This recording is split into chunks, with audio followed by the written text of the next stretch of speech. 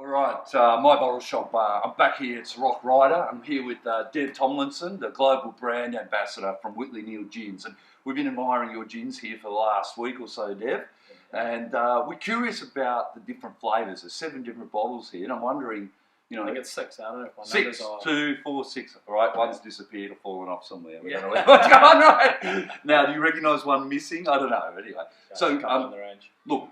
We're Australians. We took the piss out of the flavours a little bit because we thought this might be a bit of a G up. You know what I mean? There might not be such a thing as a boab tree and Cape gooseberry. So if you want to just step us through each of the bottles and tell us about the the process of how they're made and the flavours. I think just before we get going, I think the biggest thing, the misconception for gin that we've kind of changed, I think, in the UK is bringing in this new school idea about gin. Gin that's actually traditionally not how it used to be made, effectively. Right. And so what we like to say is that we want to be politically correct. Old school, we say traditional. Yep. More traditional gin drinkers, the gin and tonic kind of consumer. The London Dry profile. Whereas these are your new school drinkers, the one that drinks visually, wants something a little bit different, wants a variation of serve. Yep. And again, a lot of people always say to me, is that liquid purple? It's bomb. It's Tanqueray green. Yeah. Actually, we poured this one out. Thinking it was a coloured liquid. And it's actually clear. Exactly. So we're a bit surprised. So I think just taking a step back, similar to whiskey, I like to use the analogy of when you're doing a tasting pairing for whiskey, Islay whiskey is at the end of category. The start of category is your bourbons and kind of your Irish, and you bleed your way through on palate. For gin, fairly similar. You start with gin liqueur. Then you go to your coloured gins or pink gins. High strength flavoured gin. These are all 43%. None of these are liqueurs. Yeah, and I mean, that's kind good. of London Dry from there too. So barrel aged, overproof. So there is actually, funny enough, a palate journey for consumers in gin, and that is the reason why this is so big at the moment. This is the #1 premium gin at the UK at the moment. So I get that, and I've been watching the Test cricket, and I have seen Yes, Whitley you Neill flashing up on there, and I noticed that day we saw it, the sales. Yes, that's at Edgbaston.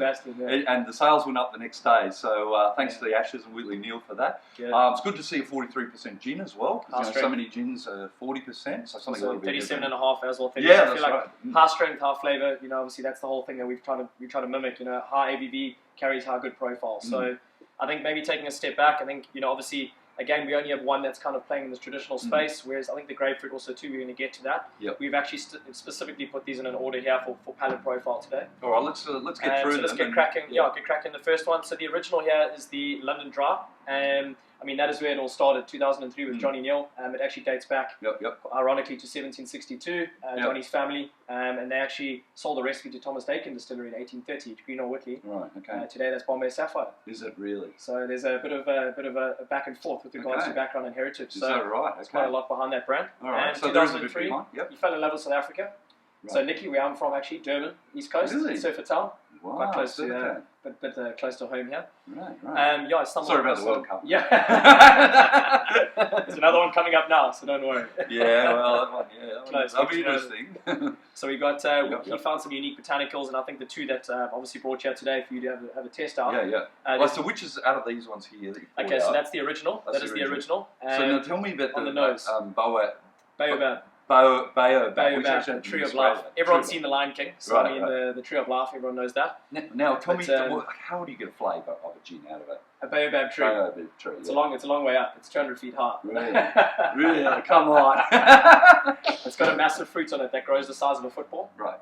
Once you pull those off and you dissect it, you get this beautiful powder. Right. Which you can get any health kick store, baobab powder. It's actually 3 times more vitamin C than an orange. Really? More antioxidants than any other fruit. So and it's got collagen. So this is a really healthy Steve's going to help your skin, eh? Oh, mate. I have to tell you what. I'm just going to have to rub some baobab in the morning, babe. Yeah, that's right. Straight up the Have a taste of that first. Why don't you put your finger in there and have a little dip of that. It's like a citrus sherbet. And we actually use that for something ironically called bush soda back home. 2 scoops of that in water. It actually self-carbonates. It's an amazing product. It actually sherbets on the tongue. You've been talking a lot about that bush soda. That's something. We are in Australia. Wow. Okay, mate. No, look, I totally get that. So that's the whole Tree of Life. That's the essence of the brand, and that's kind of why the whole Roots Up silhouette has been synonymous with the Whitley Neill brand for so long. Close on 12, 13 years. Gotcha. Very spice forward. It's actually a London Dry style, not a London Dry gin, for 2 reasons. We've actually got a higher coriander content than juniper, one of the highest in the world. So it's quite spicy on the nose, but quite like a citrus spice. I don't get the juniper hit that I normally get with exactly, which is fine by me. You know that's obviously the composition on that. Yep.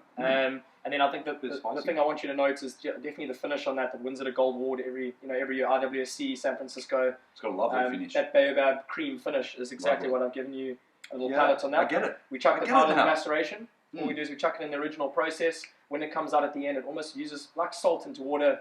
It kind of like rounds the edges in terms of profile, like sharp juniper, that sharp cassia bark and coriander spice gets rounded up by that baobab, angelica roots, orris roots. And I'm curious about this because we thought so Deb, when we first saw this product, we thought that the Cape gooseberry might be a fake product made up by some marketing team. Yeah. Kel? It's actually got some interesting names. It's got the name in the UK is Physalis. Sometimes it doesn't slide off the tongue too well. Right, yeah. But goldenberry here, Cape gooseberry. It's got a lot of names internationally. It's a little golden, bittersweet kind of tart berry. In Australia, they actually have them as dried berries. So I mean, you can use that in obviously a good liquid breakfast, liquid cereal. It's like a raisin. It looks like a raisin. It's quite hard. But actually, actually, when I tried it before, I was really impressed. It's got a bittersweet flavour to it, which when you think about it, actually is a great ingredient for gin. Correct. So it's got a bit of citrus profile, bittersweet, but that's the reason why I thought a London Dry actually. That is the primary reason. This is distilled separately. This is distilled at 46 degrees. It's added as a compound. So therefore, this is two compound, effectively London Dry profiles that gets added together. So it cannot be called a London Dry gin. But that is the London Dry style. Traditional gin, Beefeater Bombay, Tanqueray, gin and tonic. Nice Mediterranean tonic, slice of orange, rosemary, some aromatic bitters, and you've got yourself an African sunset. That's what we call it. Really? Yeah. I tell you Delicious, what, just having that Cape gooseberry with that, washing it down with that is fantastic. Delicious. Absolutely delicious. So that's the original. I mean, that's the key. The two key botanicals, your two African botanicals. Okay, so fundamentally now going into the rest of the range, if we take that idea of the non-botanicals that are in here, the coriander, the juniper, cassia bark, orris root, angelica roots, sweet lemon peel, sweet orange peel, and then obviously the gooseberry and the Cape gooseberry, which is distilled separately, and baobab. We take the Africa out the black bottle, and we substitute it geographically for these different regions. Right. So this has been the most successful. This is the most popular one. We call that our better-looking younger sister. Right. Yeah. Okay. So that's the tell us the Kardashian of the group. Tell us the Kardashian. Tell us about the rhubarb and ginger then. So the rhubarb and ginger came around about 2 years ago. The rhubarb and ginger for us was a revolution in terms of the gin category. The new consumer, making something a little bit more palatable once it's diluted. Great with sodas, great with prosecco, even better with ginger ale. Brilliant as with ginger beer or ginger ale. You might know Krabby's. Krabby's is one of our beautiful ginger beers. Yes. But rhubarb and ginger is now the #1 premium gin in the UK on the back of that success from the Rhubarb Triangle in England. Really? Up north there. Really? But I know rhubarb's obviously quite local out here. Ginger in the original maceration. And then we use a cooking process for the rhubarb. We cook that down and then we obviously add it as a compound distillate. So that sweetness comes from a residual rhubarb. It's a real rhubarb taste, I have to say. I mean, I love rhubarb pie. It's like a dessert, like a rhubarb dessert profile. It's like a rhubarb pie in a glass. Throw some apple in there, you've got a rhubarb custard. It's absolutely. I can see. And we've literally done no advertising promotion on this. And this one's already sold out. On our website, and the Quince one is the other big one, which we'll get to. We're going to get to that. Amazing flavour. So that's our #1. That's 57% of our entire range. We did hit 1 million cases on the brand at financial year end, and that's primarily because of this baby that opened up our category. Good, I love this is the leader in innovation for us. It's really unique. So startup category, I think obviously that's the most important. Now we're going to get to one interesting one. Scottish raspberries. Right. What are the Scottish good for?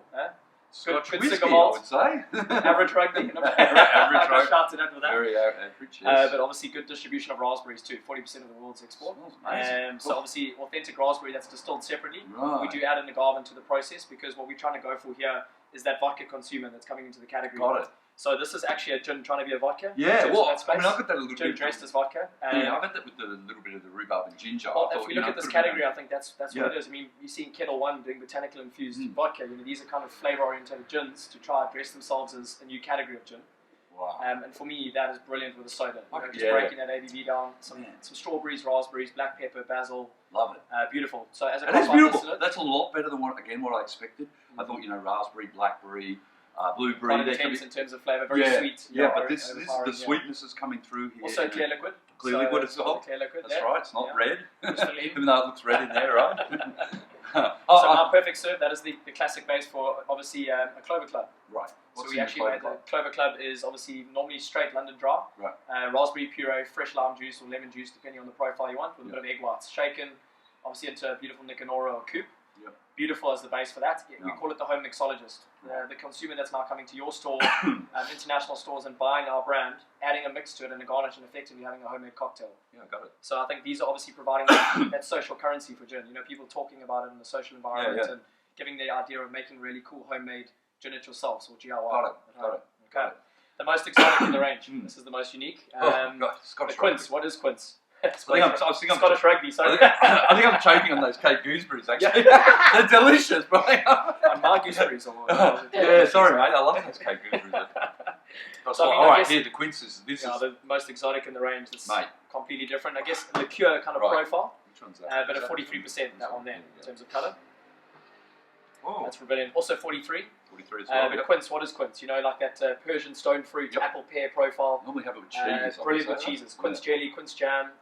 Back home in SA, we use a lot of fig. I know you guys have quite a lot of fig out here. Big fig fan. So I love, obviously cold meat platters, cheese platters, gin and tonics, and a beautiful sunset. That's our ginstronomy brand. We obviously do a lot of food pairings and cheese pairings with that. That's great. On the rocks, Eastern Europe. On the rocks, fresh, obviously fresh citrus, but also Central America. Man, I can't even tell that's a gin, to be honest. Exactly. I'm thinking this. I'm very close to liqueur profile. Well, vodka liqueur almost, but it's beautiful. But if you dilute the ABV, you do get the spices. Is it 43% on this one? 43%. Wow. 43%. It's got a real liqueur viscosity to it. Like it's a little bit of colour to it, and it's quite thick in the glass and quite. So that's because of the cooking process again. Right. We cook the Quince down at a real low temperature. After that, adding that post distillation, it's a beautiful syrupy profile. That's what gives it that colour. It's syrupy. You can kind of get that in terms of that golden colour. It's got a really warm finish to it. I must say, out of the rest of them. Yeah. Beautiful. Absolutely. We got a cheeky cocktail called the Quince Charming. Yes. With that. I love that. Very, very nice. Kind of a twist on a gimlet with that. Yep. Obviously a great substitute with fresh citrus, good mint, shaken up with cucumber, double strained into a coupe. But more importantly, gin secco. We've started a bit of a trend between gin secco, prosecco, and gin. Yep. And obviously this is a lead because prosecco being obviously an agricultural based, predominantly pear or grape, quite similar to obviously the Quince as well in terms of molecular structure. So for that, brilliant. Half a shot, a little bit of prosecco, drop a little bit of even cucumber or apple. You've got a beautiful gin secco. Mate, I'm sold. I can't bring on summer. We're winter at the moment, so bring on the summer so we can get some of these summer drinks. That's right. Cool, and then I think we're going to move on to bartender's friend. Well, I think this is going to be a little bit bitter, right? That's why we're kind of going a little bit more the flavour spectrum. It's going to get a little bit tart as we get across. I call this the bartender's friend. And I'm sure you'll pick up what classical cocktail that'll be the best base for. A brilliant Tamara, a good vermouth, obviously stirred up with a beautiful block and a nice beautiful rocks glass. We've got a nice Negroni. It's like a Negroni in a glass. Exactly. Blood orange Negroni. Blood orange Negroni. That's right. So we actually do a gin secco serve called the Spagliato. I'm sure you know the twist on the classic. I mean, also a great serve, but even spritz. Australia loves its sodas. So do I back home. It's more of a gin and soda brand, and I think I'd like to attest most of our range to being a gin and soda brand as well. Gin and ginger ale, great serve. Gin and prosecco, great serve. But this, gin and soda, fresh orange juice, fresh blood orange juice. It's not overly, it's not as tart as what I thought. So some of the blood orange gins that we've had here, Malfi and so on, can be quite tart. Quite tart in the profile, so they've got to really be mixed up. But I could see that. And again, clear liquid as well. Clear as well, exactly. We thought it was going to be orange. Or darker, red orange, right? Steve just nailing it. At least we're not colourblind today. That's right. With Whitley Neill, you can't be. You can't be, no. And you keep the empty bottles too when you finish, right? These have doubled up some dangerous things back home. So I think getting through the range, we're going through obviously the flavour spectrum. I think we're going to get to the end, which is the grapefruit. The grapefruit's actually a completely different recipe. It's the only one out of the whole range that doesn't use the core 7 botanicals that's in the whole range. Okay. This has actually got additional grapefruit. What's missing or what's added? So as well as lemon and orange, there's grapefruit peel. But over and above that, 3 teas: chamomile, lemon balm, and lime flower. So it's actually the only one that's got a bit of additional tea, like herbal profile into it, kind of like a floral aspect. Right. And it's actually more of a tartar profile. You'll see it's actually kind of a little bit of a London dry essence on the nose. It doesn't come through as strong as the rest. But for us, it's actually a bit more that London dry consumer that wants to experiment. Oh, yes. It is a very dry. It's a lot drier in terms of the rest of this range. It is, which is good. I mean, and to have that actually at the end, you're right. You've nailed it here. We've gone through the journey and finished up with a nice dry finish. I guess ironically, the whole Whitley Neill journey is that is finally kind of full circle there. You're right. Profile. I got it. I totally got that, and I totally get the fact that we've made our way through and tasted each of those. Yeah. And I'm actually grateful that these are real products or whatever, because you see the colourful bottles and you see the funny names. You see a lot of cheeky international. That's right. We're starting to think this is a big wank. You know what I mean? We're in 88 countries now. 88 countries globally, every continent, and I think the brand, the whole thing about this brand, there's 3 pillars. And the most important pillar for me is geographical remit. There's something for every palate internationally. Yes. In terms of variation, flavour, and serve.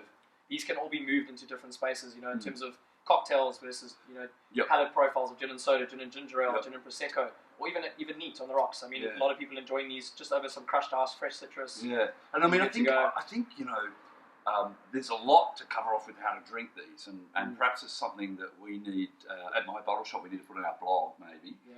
Is how to serve up each of these, because you've got some great suggestions there, and I know that people at home, consumers at home, are keen to be, as you say, educated on the home mixologist. The home mixologist, 100%. That's what we call it. And this, you could have one of each of these gins in your home bar. Correct, and serve them in different ways with different people at your house too, different flavor profiles. Yeah. Aside from the fact you're South African, mate, it was a pleasure having you here. It was awesome. And I enjoyed my gooseberries. I love the gooseberries, mate. We have to leave you a few of those, and I need to get the baobab powder. I think it'll sort out. Any. Yeah, well, my back's starting to feel better already. So baobab cleanse. Baobab cleanse, and the old bush soda, mate. Bush soda. Need to get on that as well. Thank you very much. Thank you a lot, Deb, for coming in. And as always, don't forget to subscribe to our YouTube channel. Thank you. Cheers, guys. Cheers.